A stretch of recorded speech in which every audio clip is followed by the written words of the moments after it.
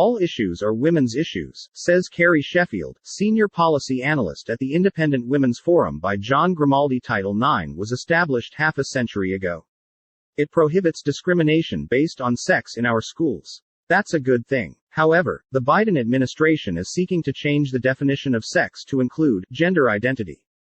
When biological male students are allowed to identify as female, this puts biological females at a huge disadvantage when it comes to sports. More than a dozen states have passed laws to prevent male athletes from competing in women's sports. It's an issue high on the agenda of organizations such as the Independent Women's Forum (IWF). And it is a topic discussed by Carrie Sheffield, the IWF's senior policy analyst, in an interview with AMAC CEO Rebecca Weber on her Better for America podcast. Polling shows that a majority of Americans, by a 2-to-1 margin, dismiss the gender identity issue when it comes to women's sports, according to Sheffield. On June 23, we held a big rally in Washington, D.C. called Our Bodies, Our Sports. It was all about preserving Title IX, a bipartisan effort that has benefited and protected women for half a century. We held it on the 50th anniversary of Title IX.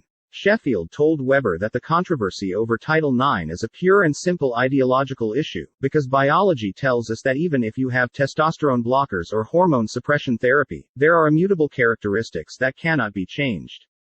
Things like your heart chamber, your lung capacity, your bone structure, your bone length, you have immutable advantages if you're a biological male that can't be changed by these types of treatments. And so that advantage puts women's sports at a risk. The veteran international journalist also had a lot to say about the failure of the Biden administration to deal with the unprecedented crisis on our Mexican border.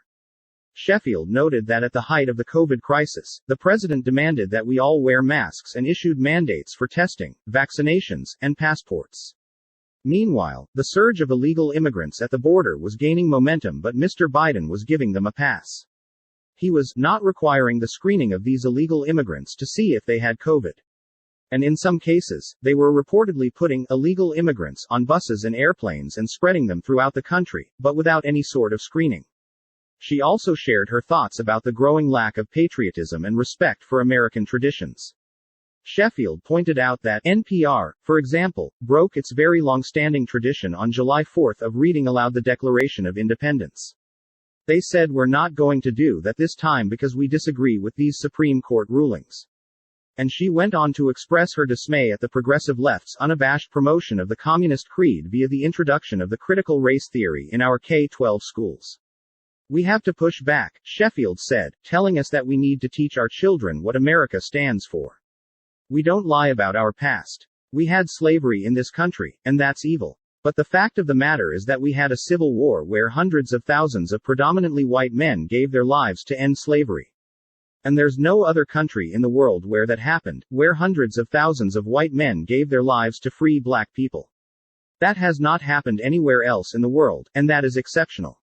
As for her organization, Sheffield explained, it's the voice of independence. We welcome men as well, but our mission is that we believe all issues are women's issues. We don't believe that women should be pigeonholed, that there are only a couple of issues that define women. Women are multifaceted, we're Renaissance women. And so, we advocate for issues that range from foreign policy to education, freedom to economic freedom, the whole gamut. Please take a moment and subscribe to this channel.